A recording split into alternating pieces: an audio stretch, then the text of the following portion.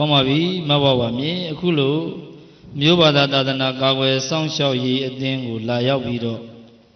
ပြောဆိုခြင်းဟာတဦးတယောက်ရဲ့စီခိုင်းခြင်းအရာပြောတာလားဒါမှမဟုတ်ရင်မိမိစန္ဒအရာလာရောက်တွေ့ဆုံပြောဆိုတာပါလားဘသူရဲ့တိုက်တွန်းချက်မှမဟုတ်ပါဘူးအခုကျမလာပြောတာညီမလေးတွေမောင်လေးတွေနဲ့ညီမလေးတွေမောင်လေးတွေကိုပေါ့ကျမလိုအဖြစ်မျိုးမဖြစ်အောင်အမျိုးဘာသာတာရဏကိုထိမ့်သိမ်းဆောက်ရှောက်တဲ့ညီမလေးတွေမောင်လေးတွေဖြစ်အောင်ကျမအခုလိုလာရောက်ပြောဆိုရင်ဖြစ်ပါတယ်ပြီးတော့ကျမလိုပဲရပြီးအစ္စလမ်ဘာသာနဲ့ရပြီးသားအမျိုးသမီးတွေလည်းရှိမှာပါရှိလည်းရှိပါတယ်အဲ့ဒီအမျိုးသမီးတွေကိုလည်းကျမလိုပဲပေါ့ဟိုပြက်သားသားနဲ့ရဲရဲဝံ့ဝံ့ဆုံးဖြတ်ရဲတဲ့တတိရှိဖို့ပြီးတော့သူတို့နဲ့ရပြီးဆိုကြတဲ့ဖျားပန်းမလူရဖျားအိုးမထားရခုံကြီးကြောင်မတွားရဆိုတဲ့အကြီးမားဆုံးပိတ်ပင်မှုတွေကိုမလွဲမတွေ့ခံရမှာပါကျမအတိဆုံးမို့ဒါမလွဲမတွေ့ခံရမှာပါအားကြောင့်မို့လို့အစ္စလမ်ဘာသာနဲ့ရပြီးတဲ့အမျိုးသမီးတွေအမတွေအားလုံးကိုလည်းကိုယ်ဘာသာကိုယ်သာရဏကိုမပြစ်ပယ်ဖို့ရဲရဲဝံ့ဝံ့ဆုံးဖြတ်နိုင်ဖို့အတွက်ကျမအခုလိုလာပြောတာပါကျေးဇူးတင်ပါတယ်မဘဝမြေအစောပိုင်းကပြောသွားတာဒီထဲမှာမြန်မာအမျိုးသမီးတယောက်ဖြစ်တာကတကြောင်ဗုဒ္ဓဘာသာဝင်အမျိုးသမီးဖြစ်တာကတကြောင်ထို့အတွက်ကြောင့်ကိုကျော်ဝင်းနဲ့အိမ်တောင်ကြတဲ့အခါမှာခွေရလိုက်သွားတယ်လို့ပြောပါတယ်ခွေရလိုက်သွားပြီးတဲ့အခါမှာမိဘတွေထံအနှံပြီးတော့မြန်မာထုံးတန်းစင်လာရတောင်းရမ်းတာမျိုးရောရှိသလားသို့ဒီမဟုတ်အစ္စလမ်ဘာသာဝင်ရတောင်းရမ်းတာမျိုးရောရှိသလားဒါလေးကိုထပ်ဆင့်ပြီးတော့ရှင်းပြပေးပါဦးသူကမြန်မာလိုပေါ့နော်မိဘတွေကိုသူတို့ဘာသာမိဘတွေကိုကြော့တဲ့ထုံးစံမရှိဘူးလို့ပြောပါတယ်အဲ့တော့အစ္စလမ်ဘာသာလိုပဲဟိုသူတောင်းရမ်းမယ်လို့ပြောပါတယ်အဲ့မှာအစ္စလမ်ဘာသာလိုကျွန်မတို့တောင်းရမ်းပါတယ်နောက်ထပ်အခုနားထောင်နေတဲ့ကြီးစုနားထောင်နေတဲ့ပရိသတ်ကြီးကို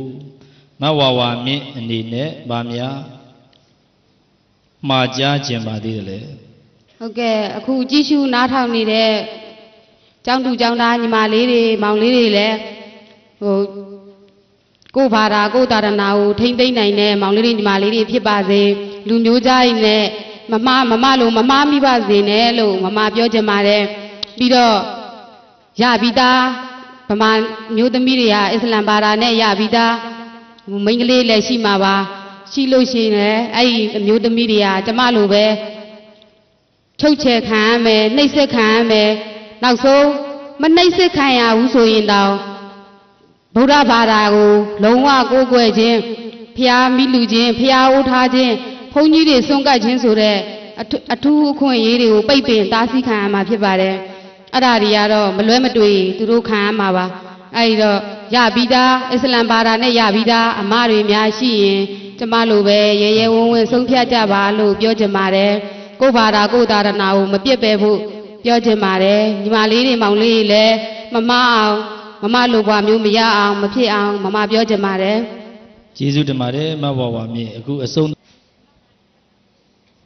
သူတို့ဘာသာတွေကိုဝင်လိုက်လို့ရှိရင်တဲ့မဝဝမြေအနေနဲ့ဗာများအကျိုးခံစား권ရှိနိုင်ပါသလဲတဲ့အဲ့လိုလားဟုတ်တယ်မေကွန်းထပ်မေးပါဦးအဲ့ဦးသိမေးတဲ့အတိုင်းဟုတ်သလားဘာအကျိုးခံစား권ရှိတယ်လဲတဲ့ရှိခဲ့တယ်လဲပေါ့အစ္စလမ်ဘာသာတွေကိုဝင်လို့ဘာအကျိုးခံစား권ရှိတယ်လဲဆိုတော့ဘာအကျိုးမှမရှိဘူးခံစား권မရှိပါဘူးသူလိုကိုလိုပါပဲဘာအကျိုးမှခံစား권မရှိတဲ့အပြင်ဘယ်လိုပြောမလဲသူတို့ဘာသာတွေကမိန်းကလေးတွေကိုအခုမြန်မာမိန်းကလေးတွေရာဆိုရင်ဘုန်းကြီးကျောင်းမှာသွားလို့လာလို့လွတ်လပ်သွားလို့လာလို့ရတယ်ကိုတိကျင်တဲ့ကျမ်းဂန်တွေကိုလည်းဖတ်လို့ရတယ်ဖျားဟောတဲ့ဟိုအကုန်လုံးကိုလည်းငါတို့မြန်မာမျိုးသမီးတွေဖတ်လို့ရတယ်သွားလို့ရတယ်သူတို့အစ္စလမ်ဘာသာမှာကြတော့အဲ့လိုမဟုတ်ဘူးမိန်းကလေးတွေကိုအယံနှိမ်နေ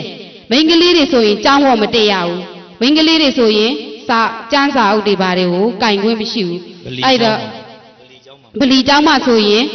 မိန်းကလေးအဆောင်ကမိန်းကလေးအဆောင်တက်ယောက်ျားလေးအဆောင်ကယောက်ျားလေးဆောင်တက်ယောက်ျားလေးအဆောင်ပေါ်မှာဆိုရင်မိန်းကလေးဆိုရင်ကြီးကြီးငယ်ငယ်တိတ်တိတ်လုံးဝဝင်ခွင့်မရှိဘူးမိန်းကလေးတွေကိုသူတို့ဘာသာအစ္စလမ်ဘာသာပေါ့နော်မိန်းကလေးတွေကိုလုံးဝဖိနှိပ်ထားတယ်ဘာအခွင့်ရေးမှပေးမထားဘူးအဲ့ဒီအတွက်သူတို့ကလူဦးရေတိုးဖို့တက်ပဲဗမာမိန်းကလေးတွေကိုယူတာဘာကူမှခံစားခွင့်မပေးဘူး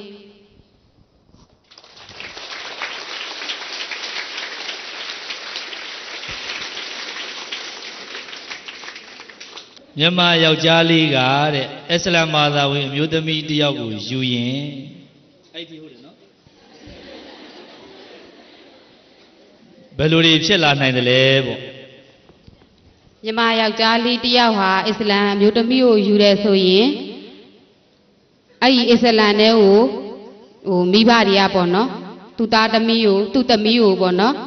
အစ္စလမ်ဘာသာတဲ့ကိုဝင်ခိုင်းဖို့ပြောပါတယ်ဒါပေမဲ့မြန်မာယောက်ျားလေးတွေက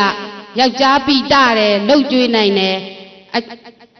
ပြောရဲဆိုရဲတဲ့အရှိန်အဝါရှိတယ်ကိုယ့်ဘာသာကိုယ့်ရတနာကိုလည်းမစွန့်ပယ်နိုင်တဲ့မြန်မာယောက်ျားလေးဆိုရင်တော့အဲ့ဒီအစ္စလမ်မျိုးသမီးကဗမာပဲဖြစ်သွားပါတယ်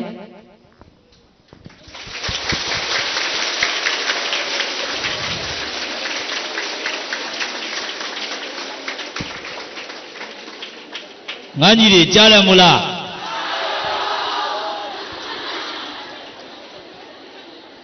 ကဲရှင်းလားကြားလားမောက်ဝါမြင့်မောက်ဝါမြင့်ကိုအစ္စလမ်မြင့်အဖြစ်သိမ့်သွင်းတဲ့အခါတုန်းကဘယ်လိုတွေသိမ့်သွင်းခဲ့တယ်လဲအဲ့ဒီကျမတို့နေကာဖတ်တဲ့နေ့ပေါ့နော်အစ္စလမ်ဘာသာဝင်ဖြစ်ပြီလို့ပြောတဲ့နေ့ကဘာမှမလုပ်ခိုင်းပါဘူးကျမမှနိုင်ပြောတာပါသူဗုဒ္ဓဘာသာနဲ့ပတ်သက်တဲ့ထိခိုက်မဲ့စကားကိုတော့တခွန်းမှတော့မပြောပါဘူးအဲ့ကလားလူကြီးတွေကနေကငါတို့ဘာသာဝင်ဖြစ်သွားပြီဒီနေ့ကစပြီးအစ္စလမ်လိုနေရမယ်အစ္စလမ်လိုစားရမယ်အစ္စလမ်လိုအိပ်ရမယ်ပေါ့နော်သူတို့အိပ်တာဆိုရင်အရှိကိုခေါင်းဆန့်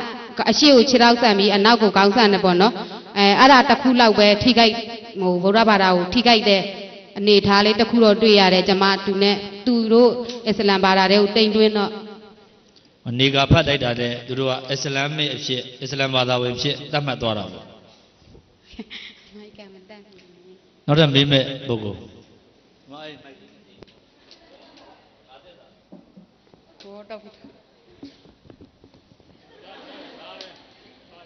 အမအနေနဲ့သူ့ကိုပါခဲ့တာကဘုရားကကိုလူမျိုးနဲ့ကိုပါလာကိုတကယ်နည်းနည်းကကသိနေတယ်လားဒါမှမဟုတ်နေစက်ခံရတယ်မခံနိုင်လို့လား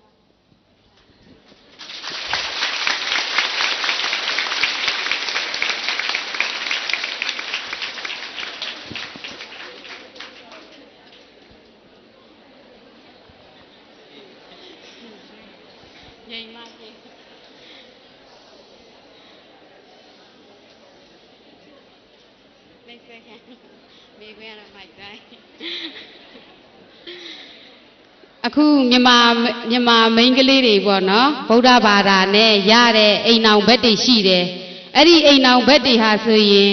တချို့ယောက်ျားလေးတွေဆိုရင်မူးပြီးတော့ဘလောက်ရိုက်တယ်ဘလောက်နှစ်တယ်ဒါပေမဲ့အဲ့ဒီအမျိုးသမီးတွေကဆိုရင်ကိုယောက်ျားမူးပြီးပဲရိုက်ဘလို့ပဲရန်ရှာ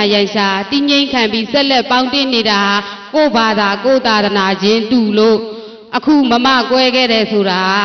ကိုဘာသာကိုသာသနာချင်းမတူပဲနှိပ်စက်တာကြောင့်ပေါ့နော်နှိပ်စက်တာကြောင့်ကိုဘာသာကိုသာသနာချစ်မြတ်နိုးလို့ကိုဘာသာကိုသာသနာကိုပြန်လဲကိုးကွယ်ခြင်းလို့ဒီလူကိုကြွရှင်းခဲ့တာဖြစ်ပါတယ်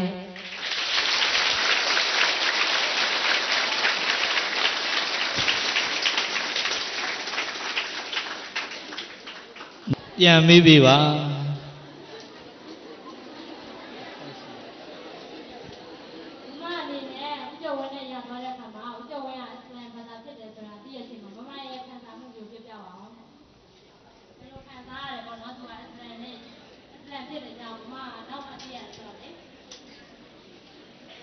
အစတော့ပေါ့နော်ကြားချင်းအစ္စလမ်ဆိုတာကိုတကယ်နားမလဲတာပါတကယ်မတိတာပါဘာသာလဲလို့တောင်မေးမိပါတယ်ဘာကိုကိုးကွယ်တာလဲ အစ္စလမ်ဆိုတာဘာလဲလို့မေးမိပါတယ်တကယ်ကိုမတိတာပါဆိုတော့တိတ်ပြီးထူးထူးထွေထွေမဟုတ်တော့ပါဘူးကိုလိုပဲဗုဒ္ဓဘာသာပဲနေမှာပါပေါ့နော်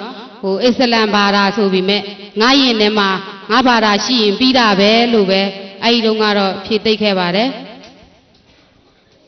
နောက်ထပ်မေးမဲ့ပုဂ္ဂိုလ်များ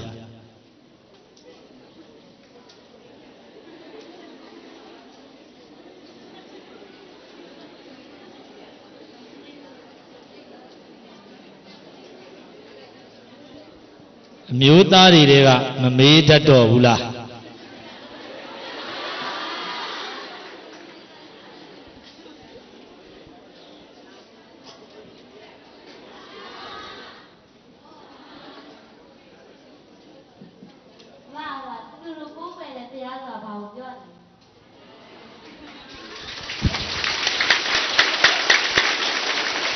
အစ္စလမ်ဘိုင်းရ2ကိုကြည့်ပါအစ္စလမ်ဘိုင်းရ2ကိုကြည့်ပါ Google ထဲမှာရှာကြည့်ပါ Google website အစ္စလမ်ဘိုင်းရလို့ရိုက်ထည့်လိုက်အစ္စလမ်ဘိုင်းရ2လို့ရိုက်ထည့်လိုက်ရင် search ကိုနှိပ်ပြီးတော့ပေါ်လာလိမ့်မယ်အဲ့ဒီမှာသူတို့ကိုးကွယ်တဲ့အရာဟာဘာဆိုတာကိုမျက်စိနဲ့တက်မြင်ပါလိမ့်မယ်